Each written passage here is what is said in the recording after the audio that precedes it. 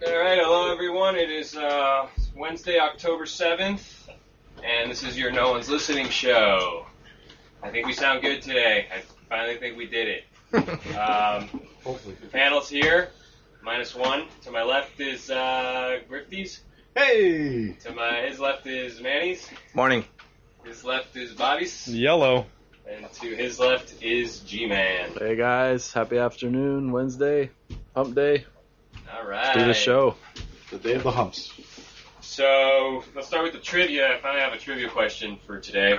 It's not that great, but it's something. Yeah, it only took 4 weeks to get one. So. Exactly. So, the trivia. If you know the answer, call Gannon's phone, but I don't know the number to. Is that the phone we're going to use today? Yeah. All right. In that case, the number is 305-321-9571. That's 305-321-9571 with the trivia answer, and the prize would be free beer, as usual. All right. What else? A full tour of the studio. Oh, yes. Oh, a studio visit. Yes, of course. So the question is, what was the year that they moved the zoo off the key? That's a good question. Or when they started to move the zoo off the key? 1972. No, but you're not supposed to I know. answer. 82. I know, I just totally threw it out. If you know the answer, that's 305-321. 9571. Just call any one of us. If you have any number, that's what you No, call. because we can't pipe any number in. Yeah, we'll If pipe I would this. be using my phone, but mine Yeah? won't pipe into the board. So 305 today. Piping into the number. board. Yeah. Or text any one Yeah. of us with your number, and we'll call you from that number. Can we Definitely. do that? That'll work. Text us your number, and we'll pipe you in. Any way you can think of, but if you're a totally random person, the number is 305-321-9571. Give us a call. Tell us what you think about what we're talking about. We'll put you on the air. Fame will be had. All right. So let's start with a little weekend deck. We can talk. Here he. Who wants to go first? Anybody have anything to mention? I went to this pretty cool place called Bodega. I'm sure you've been there. Nope. Heard about it. Oh man, it's a side of the road Mexican diner, like a food truck, but it's a food truck that's sort of built into the wall. It's on 16th and Alton. Interesting. So the food is freaking off the hook. So what'd you eat, Manny? I had tacos, man. What else? But in the corner of this place, there's a porta potty door, and it says baños on it. Porta potty door, blue porta potty door. You walk over there and you open that, and you walk in, and you're in like a urinal. There's 3 urinals on the wall, and then a door at the end. Open the next door, and lounge. No way. Top shelf lounge, music, couches, top shelf liquor. What? Wait, this is the place Pool with the secret table. door? Yeah, it's got a secret door. It's a taco shop on the side of the road. It's like a food truck. You walk through a porta potty door. Can't believe you guys haven't been there. It was I saw it on this list of 18 places in Miami that you probably don't know about. I was like, I wonder how many of these I don't know. So check that place out. Wow. Bodega. Dang. Very cool. Oh. Then we had a paddle too on Sunday. You That's guys, right. you guys saw Yeah, the we paddle. missed it. See that paddle? Yeah, I saw it. Paddle Club. Tell them about the Paddle Club. Well, Chico's. It's not mine. It's Chico's Paddle Club, and it's a lot of fun. We have a lot of fun people that come out. Does everybody have paddle boards or what? Yeah, right? No, you Obviously. don't need a paddle board. How else do You you get just out? say I need one. You Oh, say really? I want. Can you get me one? Okay. So we procure paddle boards, and there's plenty of them around. People are willing to share them. We always find a way. Kids go, dogs go. No birds yet, but we see all kinds of life out there. It's a lot of fun. And then we always have a little celebration at the end. We set up the cart, paddle bar. So it's You guys go out right there next to Oceana? beautiful path there. It's lovely. It's like Nice. another secret door. You do anything, Griff? Yeah, my brother's moving to Minnesota. So we had his Minnesota. going away party. Oh, that's... And we had it at Scotty's. Scotty's was known to be a great bar, at least not great for food, but great bar. Unfortunately, they closed like at 10:30 on Friday, so we weren't aware of that. But didn't stop us. We ended up going to the Taurus, and that's a great bar there in the Grove. And that was my weekend, just one night. Can I ask, has Scotty's always closed that early? I don't know. Yeah. It's Really? No, I yeah, just they've never always- realized that I would figure on a Friday at least 12, right? Nah, they always do the same thing. The band ends and like that's it. They shut the whole place down. I Great don't know band, by why. the way. Live bait. Yeah, live bait. Awesome. When are they closing down? So from what I had read about on the Coconut Grove grapevine, that they're not actually closing fully. So what happened is that someone else basically is taking over Scotty's, It's an angel. and as they're gonna build the restaurant behind the current one, and when that one's done, they're gonna knock down the current one, and then apparently they're gonna have the same employees and everything, which doesn't mean much because they all have terrible service over there. Trying to get a drink or any type of food is a mission. That's a plug for him right there. And that's why they're getting kicked out. They never did anything to improve the place. You know, you look up at the canvas on the roof there, and it's got a million holes in it from looks like cigarette burns that somehow made it to the roof. And the food, they never changed the food. It's been the same food forever, and it's like some things are decent, some things are not. It's just gonna suck not being right on the water anymore. You're just gonna be back a little bit. Yeah, that was always the appeal because there's there's not really that many other options, but you got Monty's, you got the Chart House there, but nothing's like Scotty's. Just pull up. They're always pretty liberal about their docking policy there. Yeah. If the gas stock was closed, you could tie right up. That's what was nice about it. So you kind of accepted that it was just going to be like a overpriced dolphin sandwich, and Oh, of course. you know what I mean. But it was That was never kind of that good. You know, Of course it wasn't. Yeah. They could have made it better, and unfortunately, they thought they had it locked in forever, and they messed that up big time. When you're right next door to the City of Miami commissioners, and they want a good place to go to lunch, and they went there a million times, and none of them like it, you're not going to get your lease renewed. You again? You do anything? Good theory. Not really. Oktoberfest? What's that? You go to the Oktoberfest? Of course, Oh, Oktoberfest. I was enlisted by Helmut Heinrich, who's the president of the Lions Club. Does he listen to Rat Radio? He should. He should. You He should would. tell him because his name was mentioned 2 weeks in a row. You say, dude, you have to listen to this. They're talking about you. Yeah, he's a really good guy. President of the Lions Club for I don't know how long now, and he pretty much spearheads the Oktoberfest, which is a pretty great event. I mean, some things can be made better about it, but I mean, I try to help out every year, and it was a pretty good time. I mean, they only had one kind of beer. It could have been on draft, but it wasn't. What beer was it? Radeberger. Was it good? I never had that. Rutabaga? There's one right here for you, Oh, Bobo. nice. Got a whole cooler full of Was them that a over here. schnapps or Got a a whole cooler. little But, beer fest? You know, I understand why they do it that way, but Oktoberfest really should be about beer. They should probably have more than one, or at least have kegs going. But they do well. I mean, they cleaned up. It was a pretty good crowd. They're gonna do the October. I just saw it advertised, the Oktoberfest at the Yacht Club. Those guys always do a big one. Oh, the Oktoberfest Yeah. at the Yacht Club. I don't know if I saw the one last year, but in past years it's been really good. Yeah. And You get yourself a big mug too. One of the yeah, you giant got Yacht one Club mug all mugs. weekend, and it says Yacht Club Oktoberfest. Right. One year they had the Vorsteiner like trailer that came out, and they brought the Vorsteiner girls with them, and they had like proper, you know, a huge system from the trailer, Vorsteiner compressed with nitrogen or whatever they use. It was awesome, and the girls in there, I don't know what the traditional clothing's called. Well, that's but coming up. It was, it was aesthetically pleasing. It was good. Yeah. How about you, Rafa? What'd you do? Yeah, what did you do, Rafa? So on Friday, I went to this performance art thing with this artist. Her name was Regina Galindo, Guatemalan artist who's done a bunch of weird things. I've never been to performance art, right? So I get to this warehouse in like, Little River, and you don't know what to expect because they didn't say what the thing was, you know? Manny's laughing because I just ashed into the bucket of beers. So you get there, and it's like, what? I don't even know what performance art is. Are they gonna like dance around the room, or you know? That's like what I think, right? No, you get inside, and we were the first people inside. It was me and Anna, and you get in, and it's a room filled with mud, 3 feet of mud, just the whole room, okay? And in that room, we walk in, and the artist is there with only her head sticking out of the mud. And she's not saying anything or nothing. She's just staring at the roof. And you go and you walk around this muddy pit, and that's it. That was the whole thing. It was so cool. What do you mean you walk around it? You take your, you roll your pants up? Yeah, I rolled my. They had little baggies for people who didn't want to take off their How shoes. deep was the mud? It's like 3 feet. 3 feet? Like there was hard parts where you didn't have to dig that deep, but sometimes you would like fall and like go real deep. And there's people who would put like bags on their shoes, and the bags would get stuck. And Did you see? Yeah. What was the statement here?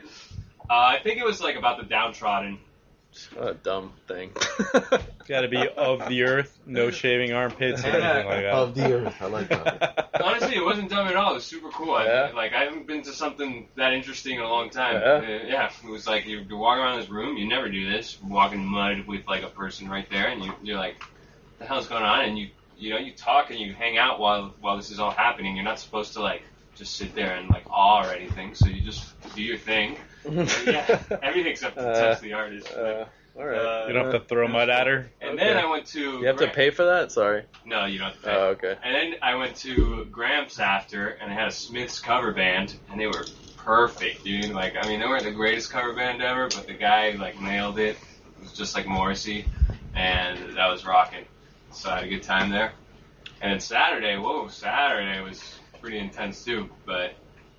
Went on the boat. It was a really nice day. I'm sure you guys noticed. It was a spectacular Not in the bay. day. Not in the bay, but on the beach side. So that was cool. Don't forget. Key rat tip of the night, man.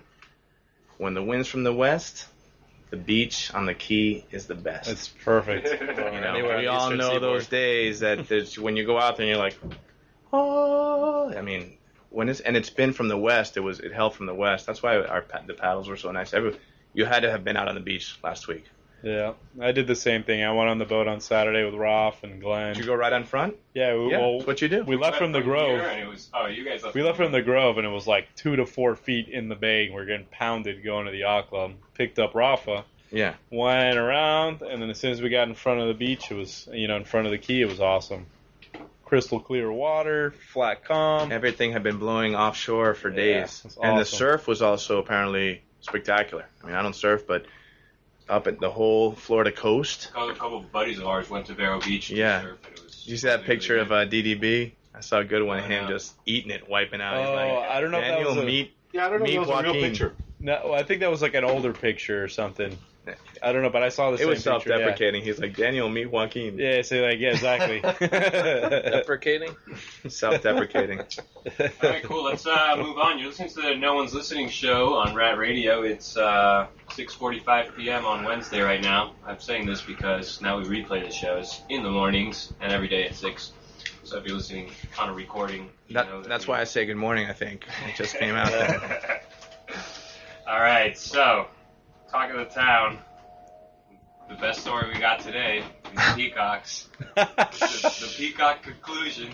Back to the Peacocks. Tell us a little about what happened there, Manny, because I didn't get the whole story. Well, I've gotten pieces of it, but it's the Peacock problem. We don't have to go over that, but I saw somebody, they actually changed their profile picture on Facebook. It's like, as the Peacock yesterday, I go, something must have happened. So I just I asked around a little bit. And turns out, they came and they properly removed the 3 peacocks. They tagged them, and they removed them, captured them, and removed them and put them to the Quiet Gardens. And they have a procedure that they will follow going forward. That'll be the case.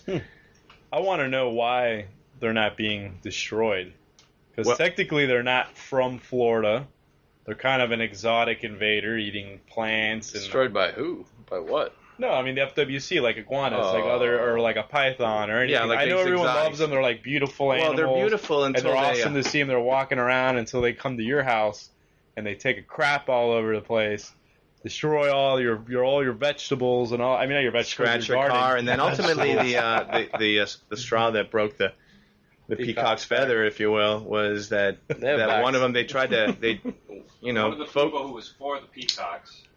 Yeah, there's people that were, they were for the peacocks, but the peacock turned on them and went after the cat, and I think almost took out the cat. And so it was,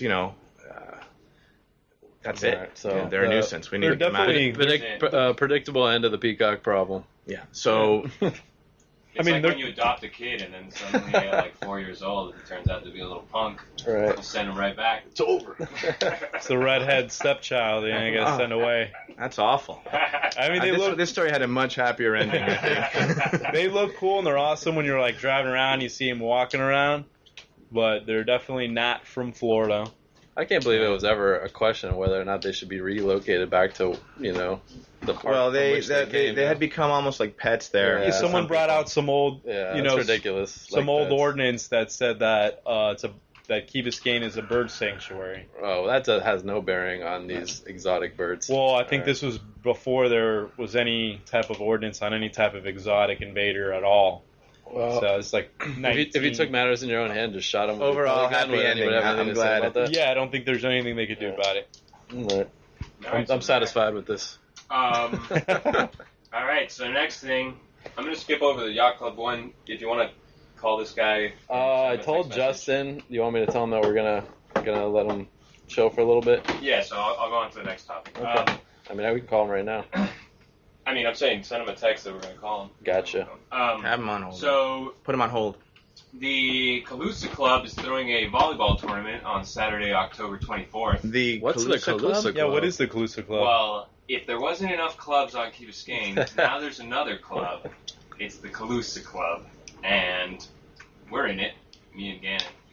And what it is it's a couple guys who were not satisfied with these Rotaries and Lions and Kiwanis and all these other things. I'm in it too, and so is Bobby. We want to do it. Griff, yeah, you're not that I know of. I thought I was in it. You participated in Calusa Club events. Who are the founders? That doesn't make I won the cornhole tournament. I'm like, I'm in it like a green jacket. I'm in it forever, man. So what we do is we organize cool little things like the cornhole tournament, like this volleyball tournament that we're going to do, and the scavenger hunt that we're going to do.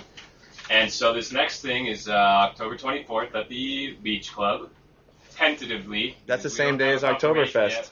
Same day as Oktoberfest at the Yacht Club. So we'll say it anyway that it's probably going to happen. So we're not taking sign-ups just yet, but it'll be... Wait, so who are the founders of this club? I started the club Derek on one hazy night at the Freed House. And all the guys who were there in attendance are now members of the club. Okay. No, because we were talking about it like in a third person, like there's a Calusa Club. Well, there is a club. And but I was it's like, a separate entity. I thought this was like the Calusa Park Club or something. You know, the Calusa Club is, I think, after hearing from another member say it really nicely today, it's a Key Biscayne community oriented, but it's for man. It's for the members, that's for sure. It's for the members. So basically, we wanted to do cool events. You know? Well said. We wanted to do cool events. So we're doing this volleyball thing October 24th. Teams of 4. I'm not sure how many teams are going to be in it. We'll get back to you on that.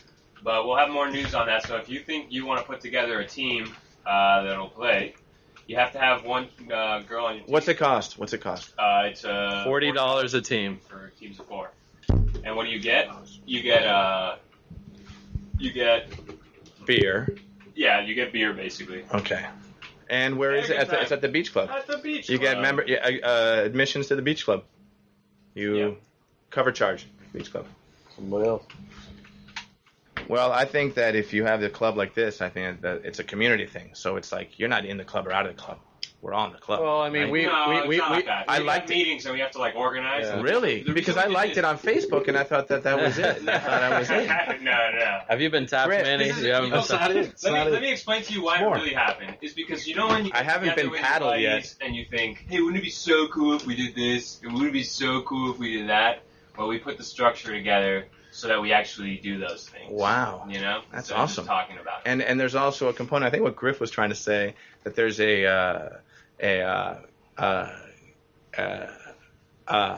just kidding.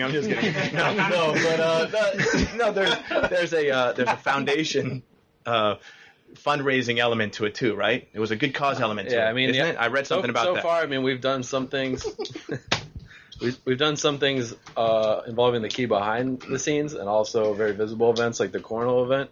And we try to raise some money. We're not a legit nonprofit at this point, so we can't really accrue too much. Right now, it's just like that's part of the cover vision. Our costs for whatever.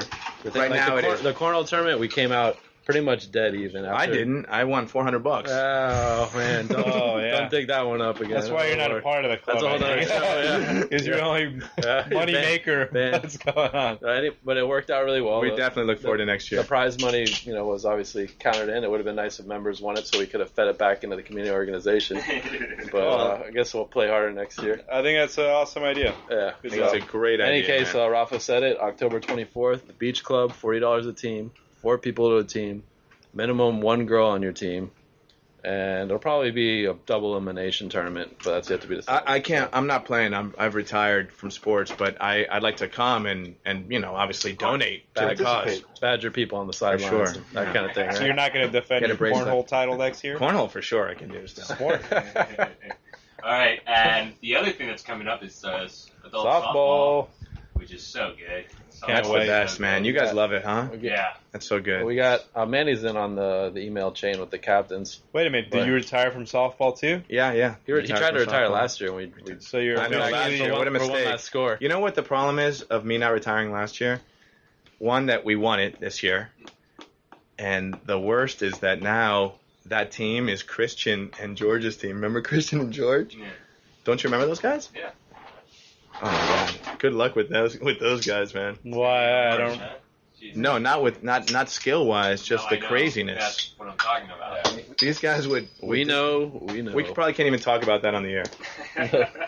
Well, if you want to form a team to participate in the softball, it's too late. league, It's too late. Yep. It's too late. No, it's not. I mean, we already have 6 teams. Do we? Oh wow. Chokey dropped out, and even with him, because Christian has a team. Right. Justin has a team. We have the Angry Narwhals returning with a new captain. Oh, okay. That was Ken Keen's team now, TJ. But Ken's still playing with them, right? I'm not sure what's going on with that. Is he going with you guys? Did you poach him? No, we're not poaching anybody. We'll talk about that after the show. All right, so let me start again. We got Justin's team. We have Christian's team. We have the Narwhals. We have Rat Radio. We have the Key Rats. And there's one team that I'm omitting here. There's definitely 6 teams. There was 7. Is there a UM team? A Rose's team? Oh, yeah, I know whose it is. Week is helping. It's our favorite Harry Michelle. Yeah, right, Harry's team. It's Harry's team. Right. Oh, nice. Yeah, Okay. so we got 6 teams, and for how much field space we have and stuff, that's perfect. Well, I told Harry already in that email chain that you're talking about that if Christian's team doesn't come together, I mean, I don't know if it's kind of a pain in the butt to run a team. Yeah. You got to make sure everyone's there every week. But if people don't come back and want to do it, then our players are for grabs. I told Harry so he can have some, at least have some on his team there. Oh, yeah. I mean, I hope he gets a good team together, and our team is solid from the past. We have, 16 you guys people are signed definitely, on right now. it's you guys and Stoner's team, So, favorites. And we have we have a new surprise girl on our team that kicks ass at softball. Awesome. So that'll be a good thing. Kicks ass and takes names. That's awesome. Yeah. That's a big differentiator out there. Yeah, so anyway, we're securing our team, and we're going to take the championship. Cool, man. I hope you do. You guys have been in the 2015. finals the last 2 years, right? All right. So do we want to move on to the yacht club stuff? Are we ready for that? I think so. Okay. What's going on there? Well, basically, I don't know if anybody else in this room is a junior member of the yacht club. Bob, you're an Not associate. anymore, unfortunately. You're not anything, right? Nothing. Okay. I'm not a junior or anything. Well, those unfamiliar with the membership structure at the yacht club, basically, there's junior members, associate members, and regular members. And in order, basically, becoming a junior member is entering into a payment plan for the lump sum of the associate membership. And the younger you join it, obviously the smaller the yearly payments are going to be. I get hit quarterly. I don't know if everybody's on that same plan. But the deadline, no matter what age you become a junior member, right now is 31. So whatever balance is due by the time you hit 31 years old, you got to pay it up right then and there. Okay. Well, which is I mean at 31, I mean they'll put you on a payment plan because I just from finished. That point, I just paid my lax. I turned 31 last year, so they'll. I mean, at least in my case, I heard in other people's cases they didn't do it, depending who the treasurer is for the yacht club. Right. So for me, I put me on a monthly payment plan. Like I had to pay half of it right away, and then the second half I had to pay throughout a year. Okay. So I just finished making my last payment last month. So now I'm an official associate. But before I got into that, I was like, come on, because Austin had already been looking into it before he became an associate. to try to, because most clubs around Florida, apparently they did a little study, 35. Okay, all right. So do we have a phone we can hook up and make a call? So make the call. Or yeah. Are we gonna use, whose phone are we gonna use? Probably Bob's. All right. So basically, about maybe Justin? 10 days ago, yeah, you got to hook them up. You got to get hooked up to the system over here if we're gonna do it. So what's the story, man? I still don't get it. What's the? Well, he wants to raise the age for junior membership. Who does? Justin Miller. So he wants to be. Oh, you got to hook him into the system. What is Justin's position? What is his position? Is just like me. He's just another junior member who is approaching 31. But he's coming with this proposal. Right, and there's been an email chain amongst me and other junior members. I think Bob got thrown in there, even though this is something that predates Justin. They've been doing a study for last year, and recently Justin sent out an email. So it gives you guys another 4 years at a different rate. At being a junior member. As a junior member rate. They've been looking into this the last year to see if it's, and it changes at 31, and that's where you're at right now? Yeah. I mean, I think Justin's about to turn 31. I'm 29, but by the time I hit 31, I'm still going to have a lot to pay off to get the associate member. So I thought maybe Justin could bring some insight to this whole situation. Right. Well, we'll ask him, I guess. Can you hear us? If we ever get him. No. What, you want to see if he'll talk out here? Something's scratching out here. No, he doesn't. He's talking over the radio, but it's not coming out on. Yeah, turn your radio off. No, he doesn't have the radio. No. We need to be able to hear him. Apologize to our listeners. This is our first testing of a new call-in system. I don't know. No, it's not going to work this time. Yeah, what about the old-fashioned way, where you hold it right here, like we did the other day? Yeah, we were hoping to. All right. To move beyond that, we had it all figured out the other day. But there's a plan B. Always a plan B. Okay, hold on a second. Let's see if we can get the speaker on. Okay. Hello? Okay, perfect. Hold on a second. Put that closer to yours. Yes, sir. So talk to us about the yacht club situation. All right. Well, basically, I could hear what you guys were saying a little bit in the background there, that typically the yacht club junior membership program expires when you are going from 30 to 31 years old. So when I got the letter from the yacht club saying when I turned 31 I was going to have to write a pretty significant check, I called them just to talk about it, and they told me that they were looking into extending junior membership to the end of your 35th year. So I wrote the email that I think a couple of you saw and did a little bit more research, and I know Austin Tellum did some research as well. It seems like most of the clubs in the area and also out of state extend the junior membership to 35 years old. And I thought it was a great idea because the only thing that KBYC Yacht Club would be doing by keeping such a short junior membership period is turning off younger members. And while that may not be a big effect to the yacht club now, in the future it's going to be a huge effect, because I personally know 2 different people that have gone to Coral Reef Yacht Club just because the junior membership is extended to 35 years old. I figured 10 years down the road, if 20% of the people that were going to become junior members of KBYC Yacht Club went to Coral Reef, we'd be in quite the pickle with lower membership numbers. Not only that, you're kind of limiting the people who are kind of like family of the thing to kind of like, right now the system's set up only for kind of new members from the outside, whereas your junior members are usually more part of the club before they join. At that age, if you have the money to join the club, it's because it's because you're from outside or something. Whereas the people who are like family of other club members might. I mean, this is generalization, but I would think that most junior members coming in before 30 are family. Yeah, there's actually a separate program, I'm not sure if you guys discussed it before I got on, called the Legacy Program, that if your parents were members before you became a junior member, you're entitled to certain benefits. So what you're saying is correct. Most of the junior members, at least from what I can understand, most of the junior members are the sons and daughters of current members. Well, it's good that you're fighting for that. I know Austin had talked to me about it years ago, but he never did anything about it. So that's what he was trying to do in the last, little while. Yeah. Well, I'm not sure that Austin didn't do anything about it. I just think that the club didn't really accept what Austin did at the first swing of the bat, because now it's not something that the executives at the club can just change. this is something that needs to be put to a regular member vote. So it really has nothing to do with the yacht club. It has to do with how the members vote on this, on the change they want to make. So for everyone that's listening and everybody in the room there, tell your parents and uncles and aunts and friends that are regular members to please vote in favor of the change to extend junior membership.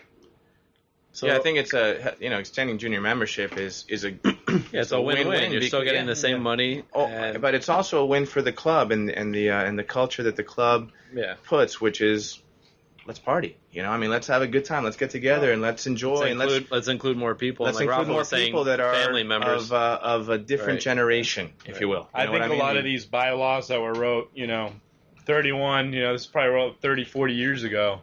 And member dues were basically nothing, but since then they've doubled multiple times since our time. Right. So that's why. And then they never did actual study to see what other clubs were actually doing, and most places are doing a 35 junior membership program. Right.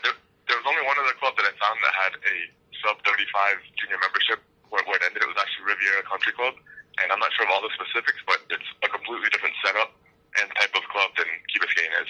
Yeah, no, completely. That's like a golf club. This is more of, a yachting, boating club type of thing. So no matter what, it's too late for us, though, right? No, right now they have everything on hold right now. They do. They're not letting any junior members become associates and anybody in that same age bracket because, basically we need to get everyone who are regular members to go out there and vote. I wish I was 1 year younger, but I'm already paid, so it doesn't matter. So. But I would have liked that to happen, a year ago. Awesome. I definitely learned a lot because I didn't know that was what was happening. I just saw that email that you sent out, and that was the first I ever heard of it. So when's the vote here, and would get the vote out, and when is the vote? Do you know when the vote is? Typically, I don't know when the vote is, but for the most part, regular members, there's not a great majority of people that go to vote. A lot of them don't. They kind of just sit back and let everybody else deal with things. So, Justin, if you have any influence over it, try and convince people to go vote. We'll get him to circle back with us after it's happened here at Rat Radio. All right. We'll Thanks check back in with you. Thanks for calling in. All right, guys. Thank you. Take care. Thanks. So, if you're under 35, man, think about it. I know I am. It makes a huge difference because... You're not a member, Rafa? I don't need money, man. That's the problem. And if you're not a lot of things, but making money... If you're not a legacy... If you're not a legacy, to become an associate member is $15,000, so... Just, to me, the major selling point there is just what they were saying is bringing more people, more young people in, making it more attractive. If you're losing people to Coral Reef, you're losing a lot of the culture of the yacht club, Because I see the yacht club as like my last standout. The yacht club has a nice core, sort of party system where they're putting on events. And what happens is that you guys... You under 35, 30 to 35s, you need to start going to those.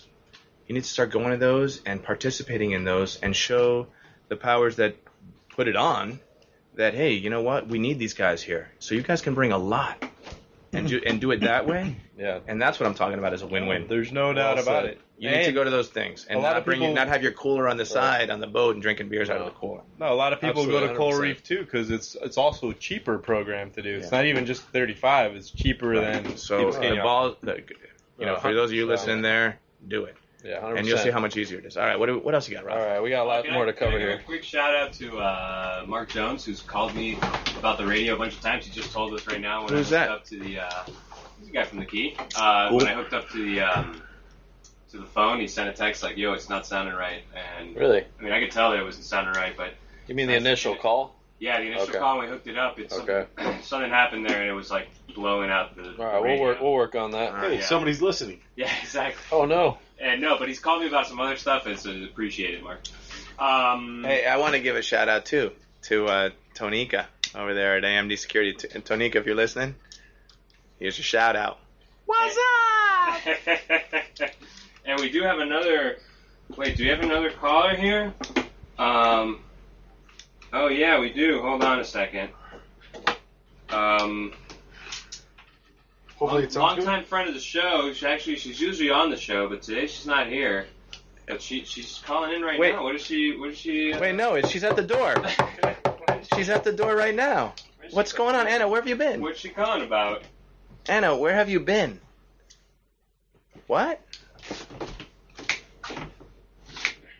Gonna Try the system again, huh? What? Well, we're gonna have a quick beer here. Is that all right? So is it working? I don't know if it's working or not. Oh well, there goes that joke. But Anna couldn't make it right at the last minute, so that sucks. We'll see you. It's funny, we were talking about comic timing and Seinfeld earlier. Yeah, we need to work with that.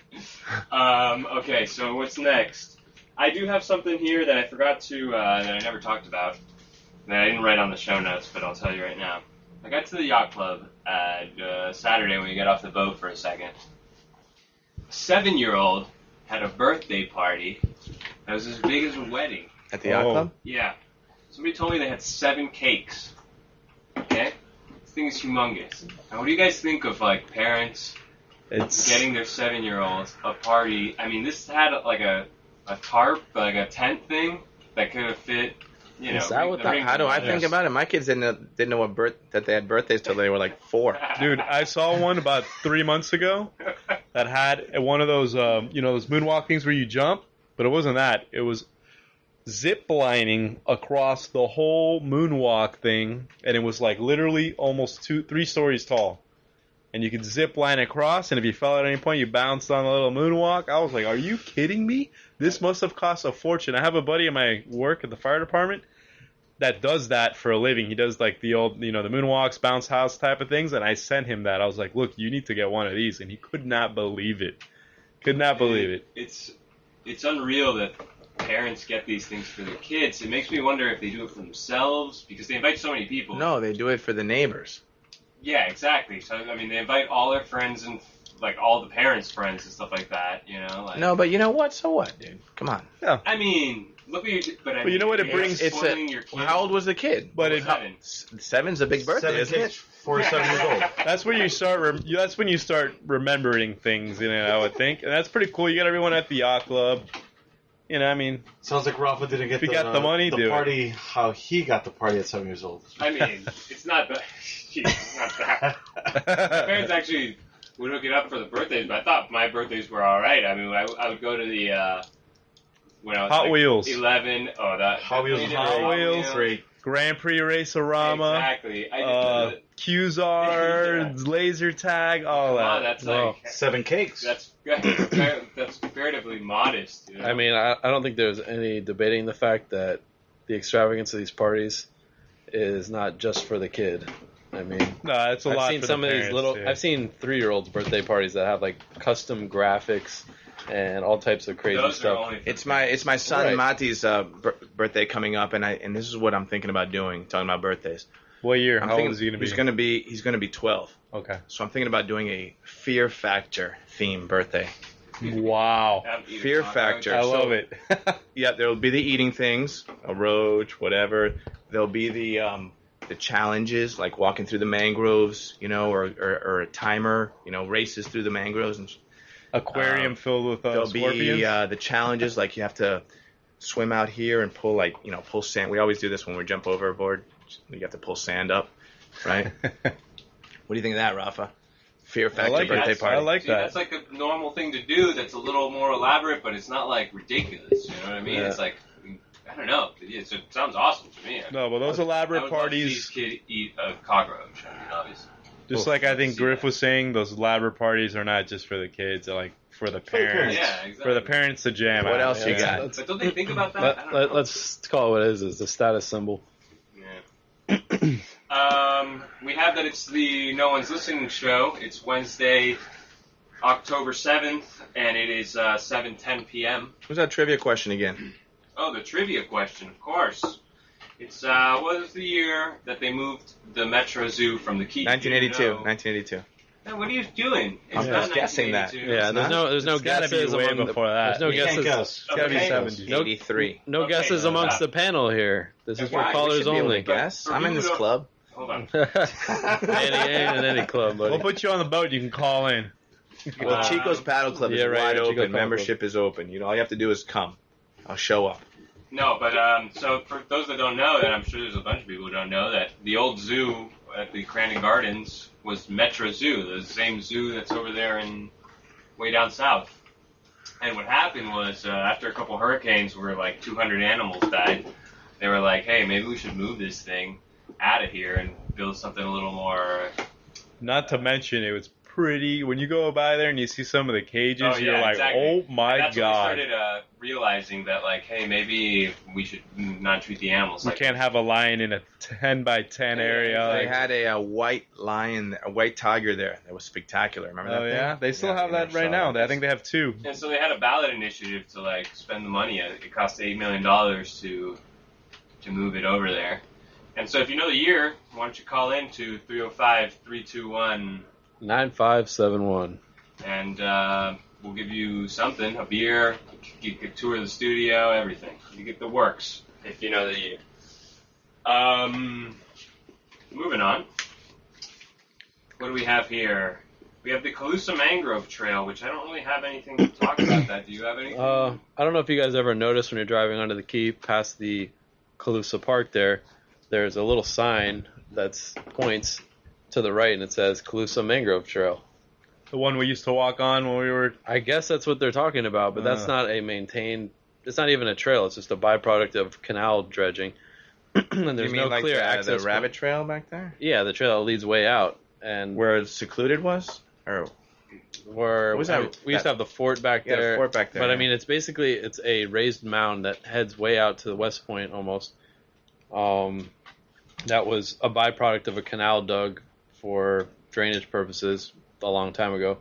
But they have a sign there that says Calusa Mangrove Trail, off to the right here, and there hasn't been anything done to like develop it or anything like that.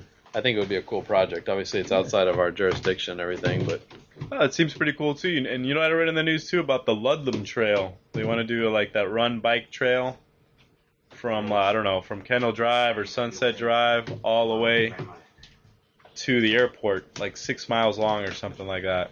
You guys saw that in the news, the Herald? No, I didn't see that at all. The Ludlam Trail came out a few years ago. It's like, I guess, the old East Coast Railroad track that runs in, parallel to Ludlam from, I don't know how far down, but maybe like Kendall all the way to the airport. And they tried to push it a few years ago, but the problem too is they want to do some type of condo development. But now, so it got shut down, but now they're actually going to bring it back as a real trail to go bike down 6 miles. I don't know, it's not on the Key, but kind of tough. Can I get there on my golf cart? If you can get your golf cart down up, by the airport or... I'm not going to make it then. All right, moving on to the news, the big news. The boat show and the Virginia Key and the settlement that we talked about a couple of weeks ago. Marine Stadium. The Marine Stadium. So some big developments happened this week. It turned out that what we told you 2 weeks ago, that the Key was negotiating some kind of settlement over their suing to get rid of the boat show. They were trying to work out some kind of settlement where the Key... like a joint management. Yeah, like a joint management. We got something out of it, and we could limit the amount of events that would be going on over there, right? So this is what happened. They came out of this settlement with this deal, and here are the details of the deal. The village would put in $12.5 million for a joint management agreement with up to $18.75 million separate from that $12 million that would need to be to pay for the Marine Stadium renovation. So they were going to look for people to help them, like donors and stuff like that. To raise $18 million? To raise $18 over million. A period of time? No, it's not $18 million. It's $18 million on both sides, so it would have been $36 million.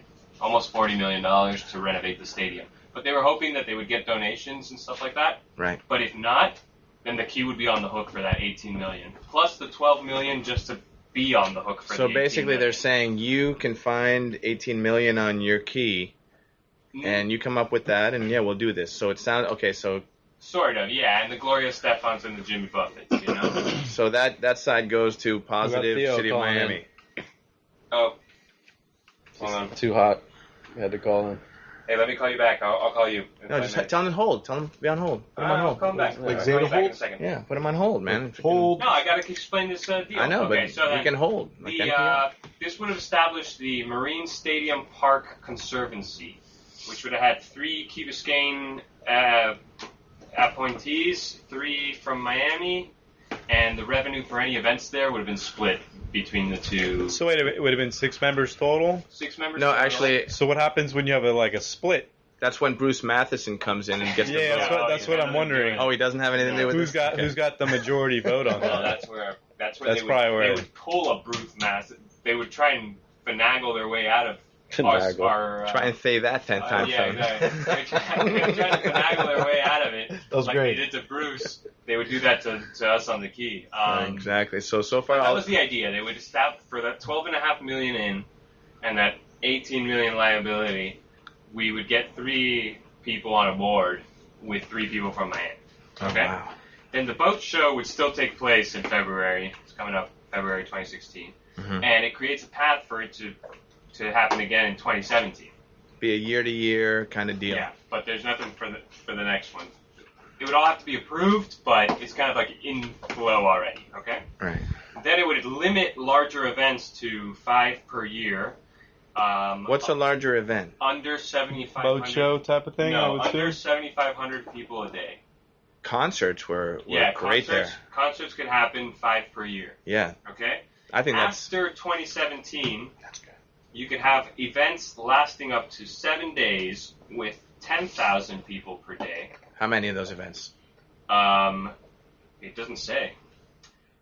Oh, only from November 21st through January 5th. So I That's mean, like the busiest time of year. theoretically you could stack it, I guess. I don't know if it would limit to 5 per year. Can you imagine? Hang on a That second. 7 days, it was 5 days when they made Oh, the deal, and then the Miami people were like, no, it's 7 days. And so that's where They tried to things do like a started switcheroo going- on 'em? a switcheroo. oh, that's not cool. And so this deal would have been for 30 years. So this 12 million in and 18 million not option, 18 million liability would have been for 30 years, renewable every 10 years. So they had set up a town hall meeting, right, or something like that, to like talk about it, but the village has outright rejected the deal already. and They today said that it's meeting not was good. And they canceled. said, from what I hear, everything's in bad faith. Things are like they just don't trust Miami right now because of that thing where like they agreed to this deal with 5 days events, and then the next day the Miami people were talking about 7 days. You know. Well, Right after I'm they glad said we didn't that's drive the our deal. golf carts out there because they could have blamed the whole thing on us at that time. Okay, so then the other thing Good I heard call, today from a woman who is either on the board or has her kids that I didn't get the full story from her, but she is involved with the rowing club, and so the city of Miami is right now withholding their signing of the renewal of Lease the extension. for the Miami Rowing Club, which they already took them down like from 99 years to 5 years. And now they're like, we're not even sure we want to do that. What? And they want to use the rowing club, whereas they're still in their lease from what I understand, and they want to use the rowing club as a beer bar during the boat show. Like a parking lot or something my like that, and goodness. you couldn't have anybody rowing at that time. And so this hasn't gotten out yet to the press, but I think this is gonna make people in Miami we are the press. actually think about like this as something that affects them, because a lot of people use the rowing club or have in the past. I can't think of any other rowing club in Miami, and this would effectively kick the rowing club out if they do this the way they're going.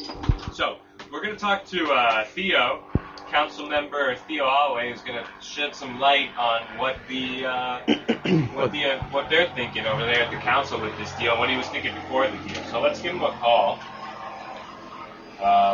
He's holding for us. Yeah, put him on hold. Nice guy. He's on hold. Really? Thank you, Theo. Thanks Well, for no, holding, man. I mean, I told him that we were going to call him around He's this putting time. his life off Oh, for a okay. second. Thank you, Theo. Rafa, will you extend me one of those Make it 2, Frosty Utah. beverages. Miller Lights? Make it 2. Here you go. Get out. See? One more, please. Theodore. Who do we have in the room? It's Rafa, Bobby, Manny, and Griff. Good morning, Theo. Thanks for getting up so early today. And Gannon's here too. What up, G-Man? What's So up? no attorneys, huh? No attorneys. Why? I figured an attorney could help define standing and what it means to have standing, because that's Oh, I haven't explained that part yet, but I know exactly what it. I'll explain it in a second about the lawsuit and what the standing thing is why it's gonna screw us. But I got some good news for you because I think we got some Miami residents who might want to sign up for the lawsuit. Oh, really? Yeah. Nice. So we don't have to? I heard that today. I mean, it's like still very preliminary, but it might happen. I mean, I'm sure we could get them to sign up. Well, let Brickell resident. Let me explain to people what the standing thing is. So what happened is we have this lawsuit against the city of Miami, but the way things work is that they're worried that it's going to get thrown out, or at least, and then we're going to have to appeal it, because the village of Key Biscayne has no standing to complain about property rights in the city of Miami, because they're different cities. It isn't technically, because the village of Key Biscayne is not technically inside the city of Miami, it's not our business to say that you guys don't have the historical deed to be able to. That's what the lawsuit's predicated on. That they don't have the standing to do all these events at that place because it's historically designated and all this stuff, right? But we, as the village of Key Biscayne, since we're not the city of Miami people, can't be talking about that. We can't be suing for that kind of thing. So we need city of Miami residents to actually bring the suit. So Theo, what I heard today is that they're not extending the lease for the Miami Rowing Club. That wouldn't surprise me. I mean, they've got a restriction in their covenants that says they can't do more than 4 years of an agreement. So they've capped it at that. But there's a handshake that says that the boat show will be there for 10 years. And so the boat show could go somewhere else, possibly Tropical Park, somewhere else within Miami. That's a big point for us. We don't want to kick it out of the city of Miami because that's obviously a lot of revenue and taxes that go along with it. We just think that there's a better location that's well suited for all parties. And like what? Like what? What's a better location? Tropical Park or Tropical Park. Peacock Park. Peacock. Yeah, I was gonna say Tropical Park. Yeah. oh no. Softball fields no, there. out by Peacock the one Park. where Santa's Enchanted Forest is. Oh wow, but that's not city of Miami. Yeah, it's not City of Miami. It's not really a boat show. How do you do a boat show Where there? the boats That's go? Miami-Dade County. Yeah, I Public don't know. Parks. I don't know about that one. It's definitely Miami-Dade Pub. Well, whatever. That's just a detail. Okay. Okay. I mean, yeah, that's a minor detail. You could have Marine Stadium. There's a lot of other alternatives, but because the boat show's been given this sort of 10-year wink, nod, whatever, even though it can't legally be done, they've come to us and said, we want you to buy us out of the boat show. We want you to be our new boat show partner, and here's what the boat show is committed to paying us each year for the next 10 years. So we, not having standing, but yet, and another key component to it is existential threat. Right? When I ran for council, I asked people, what are our biggest threats? And obviously the school was a big deal. You know, some people talked about global warming, but one of the other big ones is the causeway. Right? If the causeway, right now we have it grandfathered in, fortunately now, that residents only have to pay $24 a year to come and go per vehicle. However, that's up until recently, really the mass deal, even that was sort of a wink and a nod and a handshake. And at some point, you know, whether the traffic increased or even prices increased, imagine if you had to pay $1,000 or whatever the county decided to get on and off the key. You know, that's a problem for property values and everything else. So the Marine Stadium being the threat that it is, the question begs is how much is it worth? The city of Miami has something that the residents want to keep, which is the stadium itself, but it's not a money-making entity. The land around it they can make money with, so they've sort of lumped them together to say that they're one and the same, but they're really not. They're trying to leverage the land and say, well, Key Biscayne doesn't want us to have these events here, whether that's the marathon or the boat show, and even if we win we appeal on the boat show and we win, the boat show goes away. That doesn't prevent Cirque du Soleil. That doesn't prevent any you name it. It could go there, and we'd have to fight it again. Now, some people will argue that if we win it once, the city of Miami's not going to dare to try to come at us a second time. But if we lose, now they essentially have standing, and we've got nothing. We have nothing to negotiate with. We've lost all our positioning. So Theo, yep. Theo, yeah, hey, this is Manny. So, what was what was it that when we went into this conversation about joint management, what was it that we were going to be able to jointly manage? We have some restrictions on the size of the event, the number of events, number of days that the events are taking place.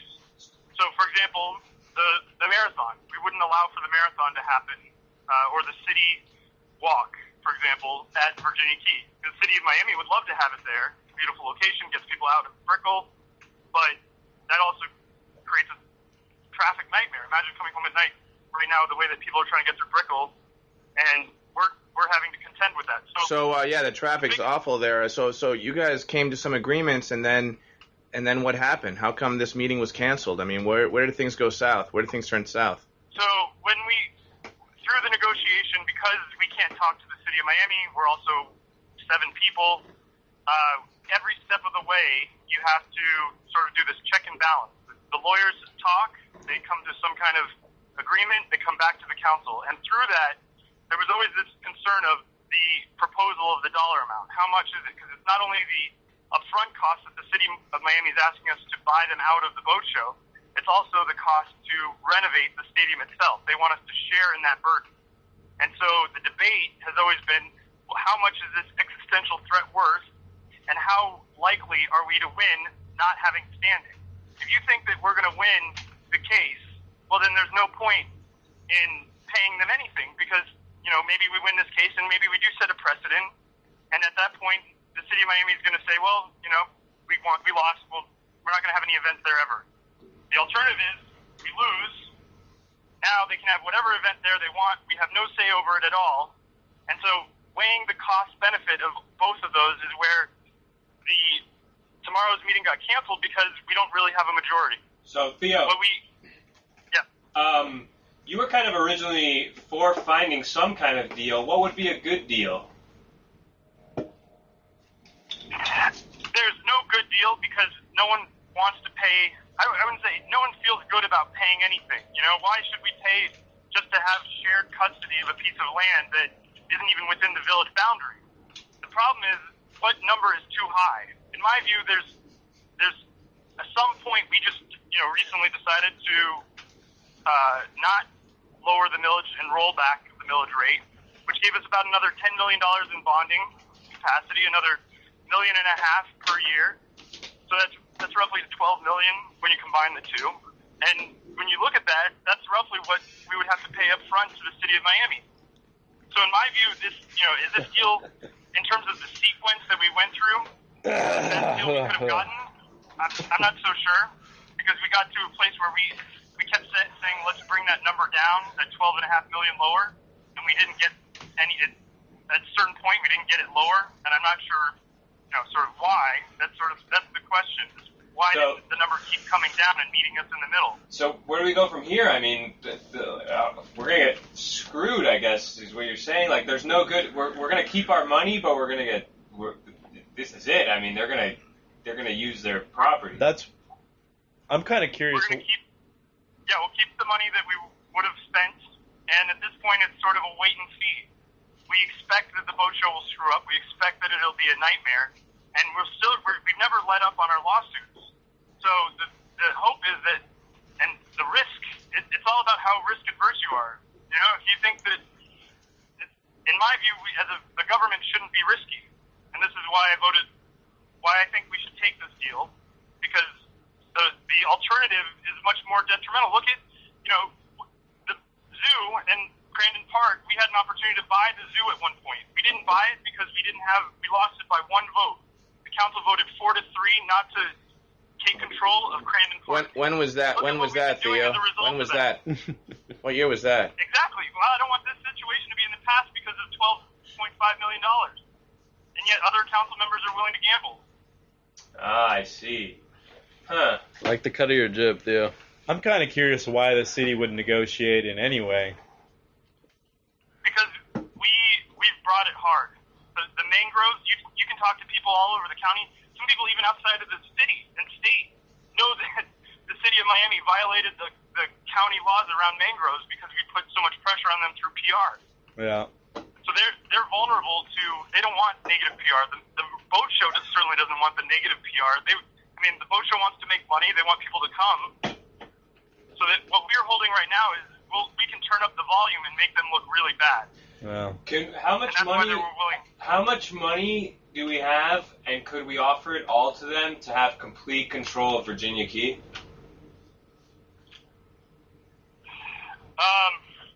That was never really discussed. We have $30 million. We've got another 50 or so in borrowing, 40 for something in the 40s to borrow. Now, you know, is it worth putting all of our money into that? And mind you, this is one piece of Virginia Key. So part of the idea is that this is a conduit to future land deals. So the model that kept coming up was masked. You know, we paid $10 million on top of the $50 million that we pay every year. But yet that's a good proposal because we got back $10 million instead of having to pay 20, and people wanted it. Some council members feel we're being held hostage. Yeah, I mean the deal right now. The only thing is that you prevent them from having the events, but any of the land things. I mean, they can use the city of Miami can use that land too. And then somebody was just asking this. At least with this deal, when you have the 3-3. Thing, what happens when there's a split vote? Who has the say? It's written into the document that it doesn't go forward. We wrote it in a way that it's in our benefit. Ties a loss. You don't have to worry about the city of Miami. It would basically be an intermediary government agency, so that we would obviously appoint mutual partners, and part of the restrictions as they're set up now is to prevent one side from dominating it. You know, they could say to us, hey, you guys are monopolizing the fields or whatever, you know, and we need field space. This is another option for that. Yeah, but at some point they'll need field space too. I mean, I'm sure they could use it right now, but in 30 years, the city's only growing, and I could see them just being like, you know, we need fields too, and fighting us for it, and just being fair about it, unless it's written that we get those fields. I suppose that the fields aren't our biggest concern in this deal, but it would be nice if... No, the really biggest concern is the stadium. The reason why everyone's concerned is not even the $12.5 million, it's the $18.75 that we would be on the hook for, because it's roughly not to exceed $40 million to renovate and preserve the stadium. Now, some people have said you could tear down the stadium, rebuild it exactly how it is today for $20 million, but is that what residents want? And that's a whole other PR issue. But that's really what the city of Miami is trying to do right now, and why they're willing to sell the land to us, is they're trying to eliminate a debt. The debt that they're holding right now is the cost to renovate the stadium. Gotcha. Interesting. So if we have any listeners who want to just pony that up, what's the number? 305. No, I'm just kidding. .net. 305.net. All right. Well, thank you so much, Theo, for the insight. Yeah, I learned something. Yeah, good. I'm not sure what it doesn't. I mean, I've told you my position about, and I've said it on the radio about how I want it all to go to hell so that people leave the key, but yeah. I suppose people laugh at me when I say that, but, you know, it might work.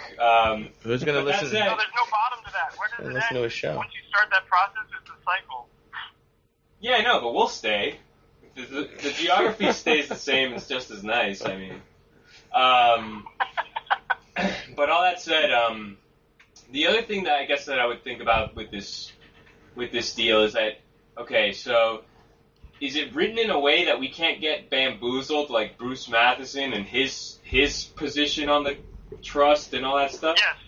Yes, that's what this would function as. This would prevent the Bruce Matheson situation from ever taking place. And we had that opportunity, but we were sort of in a similar situation where people felt, hey, we have more priorities within the village. It's not a good use of money. It's too expensive. So let's not do it. And in turn, look at what we can't even get access to the softball field.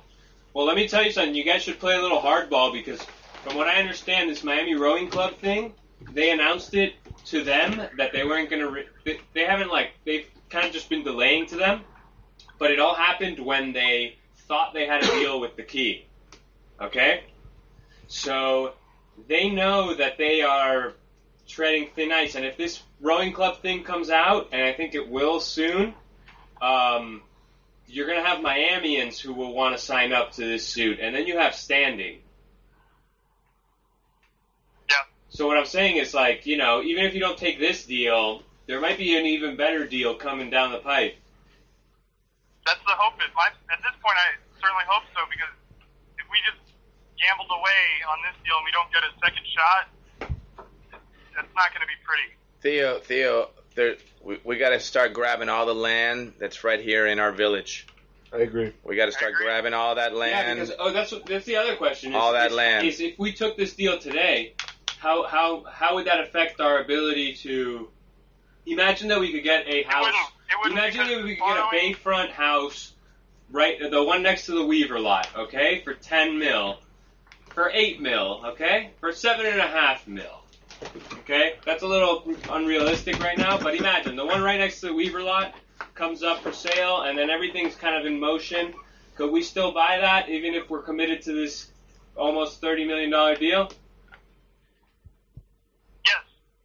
I mean, the reason we wouldn't is if obviously there's an economic downturn, and at that point our reserves dry up. Even in the downturn, our reserves grew.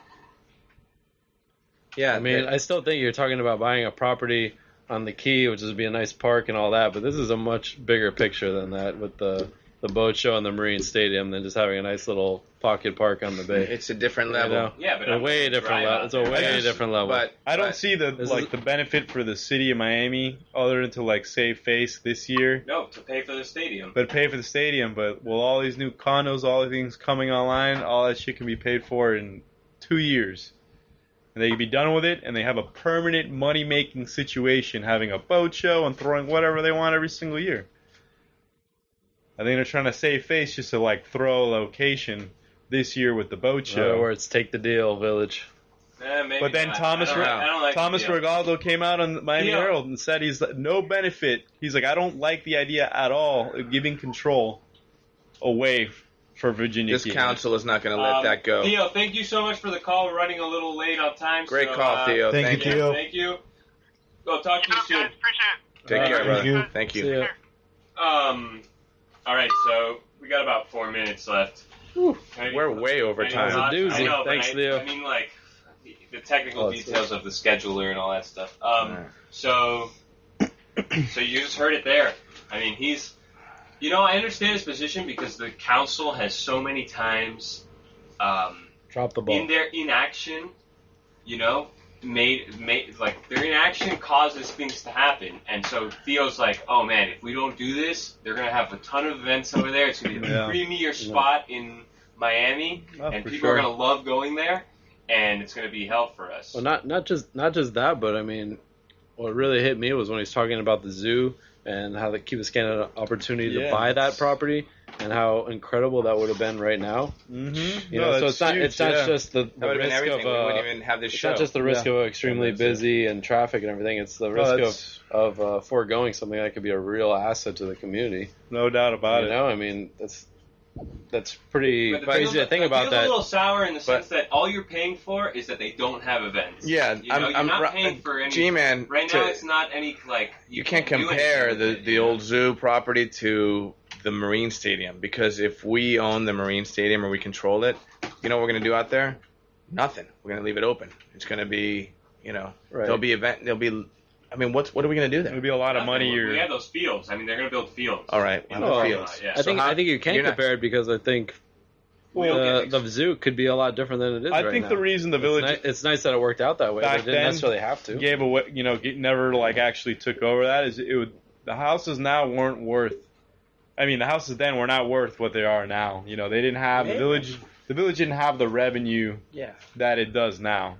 You know, and you're looking at the 90s, the village first incorporated. The last thing you want to do is take on another huge piece of land. Well, even though it wouldn't have been that much. I understand why it happened. I'm just saying I thought that was a good point. You know, I agree, because I think we should have done it. Man, you're a visionary, because you know what it is? It's Key Biscayne I think we should have done it 50 years ago. I know, and that's what it is. It's investing for Key Biscayne, not for you or me or your kids or but your grandkids and your great grandkids. Yeah, and it's like that's what I mean doubling by, Key Biscayne. Inaction is a choice in itself. You know what I mean? Mm-hmm. It's like when people talk about like the things they've done to reduce density, where like they said that like if you build another building, it has to have the exact same. It can't have more units now. Okay, so that's a law or a zoning law that's done to keep things the same, right? But it takes action to keep things the same. And so this deal on the Marine Stadium is taking action to keep things the same. If you don't do it, you think you're keeping things the same by not doing anything. But in the end, there's things that happen that change things, So you really have to take action to make things. If they're willing to sell it, I don't know why the city would ever want to do that except for to save face this year. But yeah, we should definitely take initiative to go ahead and take over that property if we could ever do that in any sort of way. That's hard.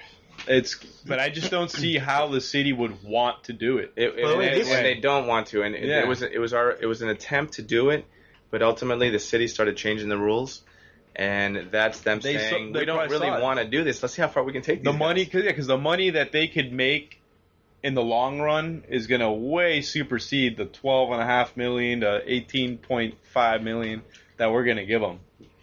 That's what I see. It's a long-term deal for them. And right now, they're not hurting for money. And I think everything changed when they had this $67 million surplus all of a sudden. They're like, oh, shit. Well, maybe we're not hurting with money so much as we thought we were. I found 67 cents in my sofa the other day. It happened all of a sudden. When the property tax roll came out, that's when they found out. We'll see what happens in the coming weeks, and we'll have a lot more to talk about on that subject. That's for sure. Anybody have anything else? I got other news. Oh, man! So this is Griff's other local news. So for those that are foodies, or they consider themselves foodies, we have actions all the time. So in Miami this month, we're fortunate enough to have a market from Madrid. It's called La Feria del Mercado de San Miguel. And it's a market in Madrid where it's kind of a tapas-style bar, large area. And it's 9,000 square feet. It's going to be large, and it's in Bayside. Another thing going on, but by the way, this place is Wait, did I ever tell you that I went to the Mercado de San Miguel in Madrid? I said this on the show. It's a great place. Hang on, don't interrupt this story. Don't interrupt this story. I went to the Mercado de San Miguel. I had some goose barnacles, which, if you've never had goose barnacles, they're so good. They're called percebes in Spanish. How do you say it, Rafa? Percebes. And I got super sick, and I was sick for like 3 days. But it's a great market in Madrid. How long has it been in Madrid? Don't eat seafood in Madrid. Well, anyways, here in Miami it's going to be different. Get a picture of this, Rafa, right here.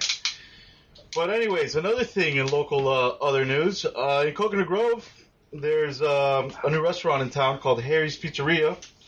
And they also have a place in, would you consider it Midtown, Rafa? Or Wynwood? What do you consider? North Downtown. North Downtown. They haven't opened yet, though. Fashion. Well, they're going to open soon. Yeah, they're going to open soon. And also you have Panther in the Grove. Yeah, Panther Coffee. How do you like it, Bobby? Do you ever go there? I went there once. I had a triple espresso. It was good. Right. I woke up, but... I hate to cut you guys off, but we're over. We're over because we have the scheduling software that says wow. that if we go over 1 hour and 15 minutes... Do we have time to say goodnight? Yeah, we have time to say goodnight. All right, good night. Sorry, Griff. Good night. Good night. Sucks. Thanks, Griff. It was awesome, man. Next time. Thank you. Good show. Yeah, sorry. Yeah, sorry. It's okay. It happens. Scheduling. Hey, there's the name of the show, brother. Sorry, Griff. Sorry, yeah. You gotta listen. You gotta listen all the way through to know it. Tune in. I tried. Mornings at 7:30 a.m. and weekdays at 6 p.m. But the show's at 6:30 on Wednesdays. But we run it at those times. So thanks for listening. We'll be back next week. Thanks. All right. Wait, seriously.